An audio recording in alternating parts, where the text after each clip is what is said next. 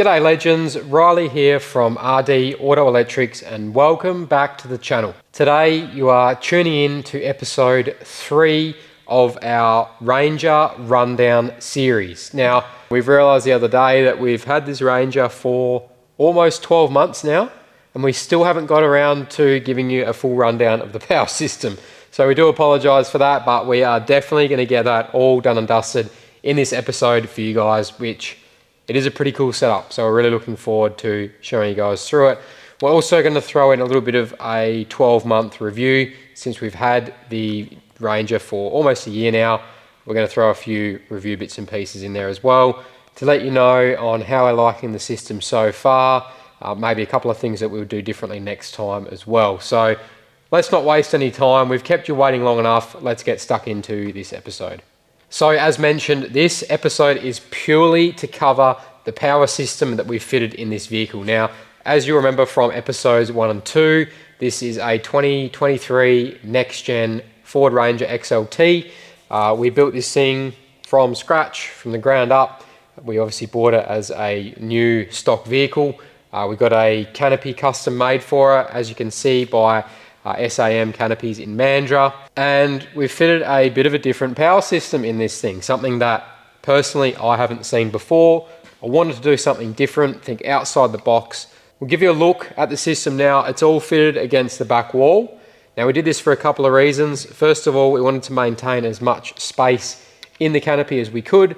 In our previous Ranger, we had the EnerDrive Adventurer system fitted beside the fridge, which was great. We loved it, but the issue was it obviously shortened this area by about 150, 180 mil, which means it shortened our storage drawer space, our table width, and also the opening width of this whole side of the canopy. So this time we fitted the power system up on the back wall, which is pretty much dead space. It sticks out pretty much the same as that back section there, which obviously doesn't intrude on the door opening space at all. So you still keep as much width of that door opening as you possibly can, while still having all the power system fitted up there. The second reason is so it's visible. This is obviously a display vehicle. We have it at the Perth 4-wheel drive show every year. We wanted something that stood out from the rest, that you could easily see all the running parts of the system. So the whole system is visible. You can see everything that's happening. We can run you through all the components in the system so it's all visible, but it's still neat and tidy and nice to look at as well. So there are a couple of reasons why we went for this layout. Enough talking from me. Let's jump up and have a look at this setup. Well, here we are, guys. That's a pretty solid, good view of the power system now. As you'll see, we've got some cabin lights in that space as well, so we can light it up to give you a good view of it, whether it's on camera like we are now, or whether you're looking at the vehicle on display at one of the shows or something like that. We've put those in there to give you a good view of the electrical cabinet. Now, you may recognise the board that's running across the back of the canopy, which is in fact the EnerDrive E-System F. So you purchase this board directly from EnerDrive, or you can purchase it through us, and the board itself is pre-wired, ready to go. So the EnerDrive 2000 watt X series inverter, the 40 amp DC charger, which will manage the input from the vehicle alternator and from solar, the EnerDrive 40 amp mains power charger, which will accept mains power input, and the Cymarine battery monitoring system with the quad shunt for individual input and output load monitoring comes on that board pre-wired, ready to go. Why did we opt for that? Well, it really came down to timing for us. We picked up this vehicle in July. We had to have it all done and dusted, ready to go for the Perth 4-wheel drive show last year. We had a lot to get done, so we were definitely poor on time. We only just got it done in time. We obviously had to sort out all the canopy fit out, the suspension, tyres, bar work, get all the Clearview stuff fitted, awnings. Yeah, there was a lot to get done. So when it came down to choosing the power system for the canopy, we wanted to go for something that made the install quick and easy, and the EnerDrive E-Systems really do provide that. They're available in a number of different configurations.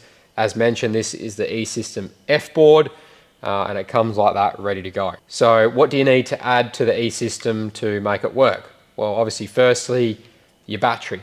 So we are running a custom lithium 280 amp hour lithium battery, which we'll show you at the end of the video as well. So that's located in the center under the floor. So we had that passenger side drawer shortened so we could house the battery in behind that, meaning that the cabling from the battery can run straight up into the bottom of the E-system and you don't see any of it. So a really neat, tidy installation with that one. Then obviously all your loads have to be wired to the system. So our internal canopy lighting, our external canopy lighting, our fridge, water pump, air compressor, all our charging ports, digital switch panel, that's all then going to be wired into the E-system. As you can see, we've put all the important stuff in one easy to access location. We've got our solar input at the top, our inverter on-off switch, our Cymarine battery monitoring system, which as we mentioned also has the quad shunt, which allows you to monitor input and output of current on individual channels. So you have 4 channels and you can wire them to suit the system depending on what you want to be able to monitor individually, and then it also monitors the whole system as a whole as well. We then have our DriveTech digital switch panel. So all our internal lighting, our external canopy lights, our water pump, our fridge, and our electrical cabinet lights are all run through the one digital switch panel, which makes it really neat and tidy. Down from that, we've got our 240 volt GPOs. So these are hardwired to the EnerDrive 2000 watt inverter. They're obviously RCD protected through the RCD that's built into the inverter, which is great. So when it comes time to run our induction cooktop, simply pull out our table, set our induction cooktop on that, plug it into our power point, flick it on, and we're good to go. It's as simple as that. So I don't carry any gas, everything's done on induction, so having that easy setup was definitely a must when it comes to 240. So we didn't want to have to be running leads out and stuffing around bits and pieces. When it comes time to cooking a feed, I want it to be quick, easy, simple, so hence this setup. And down from that, we've just got a couple of USB charge ports and a 12 volt plug for charging phones, drones, bits and pieces like that. So that's pretty much the rundown of the main electrical system. We'll give you a look at the battery now. So this here is the same battery that we've got located under the floor. As we mentioned, it's the custom lithium 280 amp hour compact. It's so light I can lift it up with one hand. Just joking. This one here is simply an empty case for display purposes, but it's the exact same dimensions as the real thing. The name doesn't lie. It is super compact.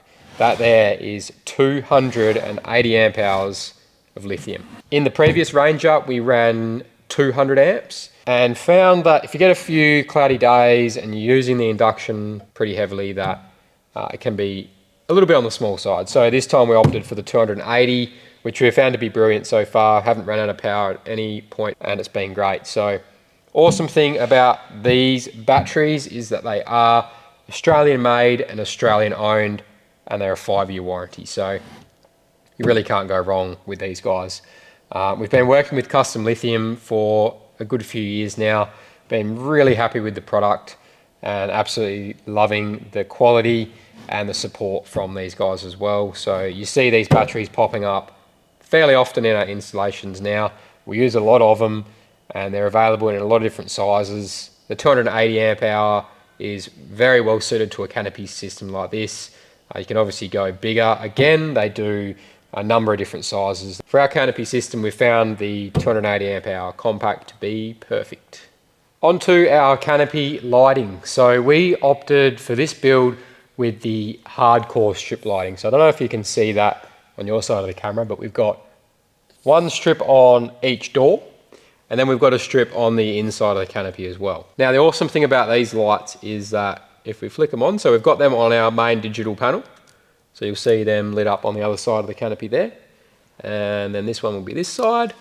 So they've got a number of different options. So they've got the white. We can then switch them to amber and then also a warm white. Not only that, but they are dimmable.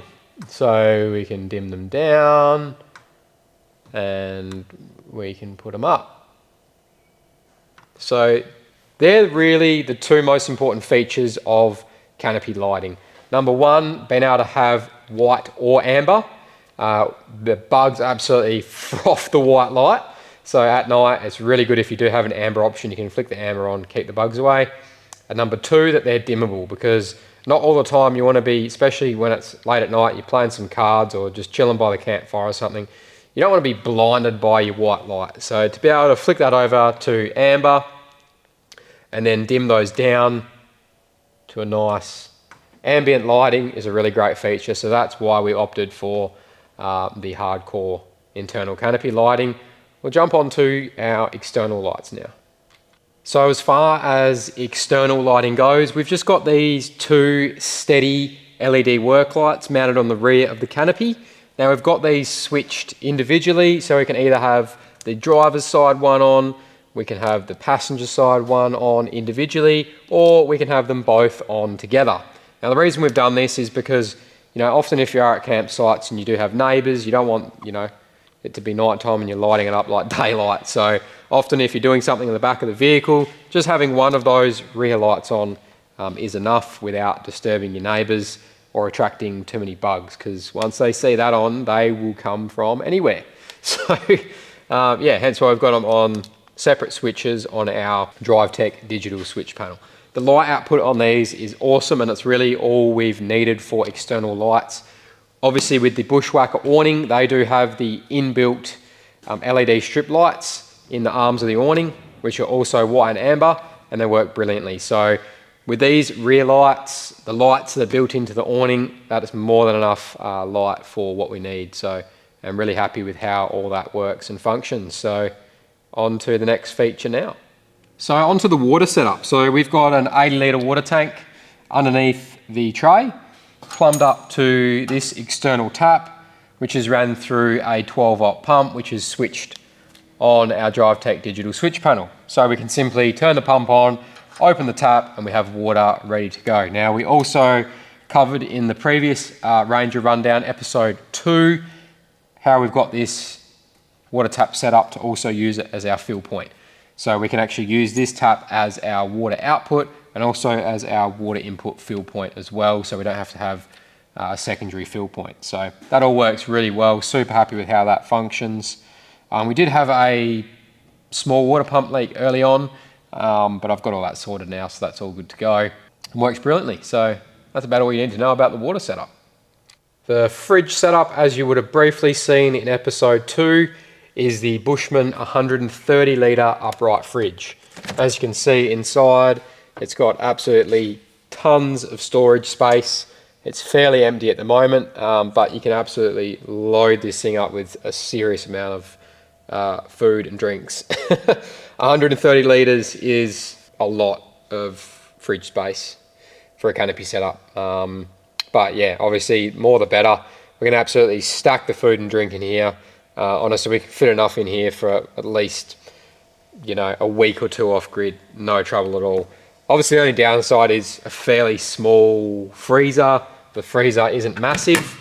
If you were heading off grid for longer periods and you did need more freezer space, the best way to do that is to have the Bushman fridge on this side for your daily fridge stuff, and then on the other side of the canopy, run something like the Evercool 40 litre drawer fridge freezer, which you can then just keep on freeze all the time and use that for your deep freeze. So onto the last piece of the puzzle now, which is our onboard air system, which we've got mounted in this under tray box. So as you can see, we're running the ARB twin onboard air compressor.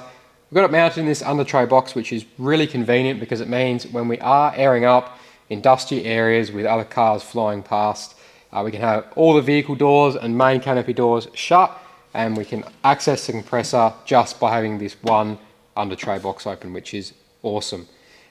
We've got this wired to the canopy power system, which also means we can air up with the vehicle off. So this runs off the lithium battery that we've got inside the canopy, not off our start battery. So if we do want to keep charging the battery while we're using the compressor, we can keep the vehicle running and it'll recharge the lithium battery in the canopy via the DC charger at pretty much the same rate as what the compressor uses power-wise. So that is an option as well, but normally we just get out, turn the vehicle off, and air up and down with the car off via the power system in the canopy, which is more than capable of doing so. So really happy with how this turned out, super functional, and we love it. Well guys, that pretty well wraps up episode 3 of our Ranger Rundown series, and almost ties up this whole series as a whole. We had obviously episode 1, which was a general run through of the vehicle. We covered our suspension, bar work, rim and tyre setup, general things like that. Episode 2 was a general rundown of the canopy, and now we've had episode 3, which has been a full breakdown the power system that we're running. So we did mention early in the episode that we were going to tie in a little bit of a 12-month review now that we've had the car for almost a year. But the power system took up majority of this episode and we didn't want to drag this one out any longer. So we are going to be releasing an episode number 4, which will be our full 12-month review on the vehicle. Now we'll do this on our next trip, which will be up north in a couple of months' time. We've got a 2-week trip on the road. We'll be taking the Ranger, so it'll be the perfect opportunity to give you a 12-month review on the whole vehicle as a whole, how we've been finding everything, some things that we love, and maybe some things that we would do differently. So we really look forward to episode number 4, which will cover all that. As always, guys, thanks again so much for joining us and for supporting the channel. We'll catch you on the next episode. See you then.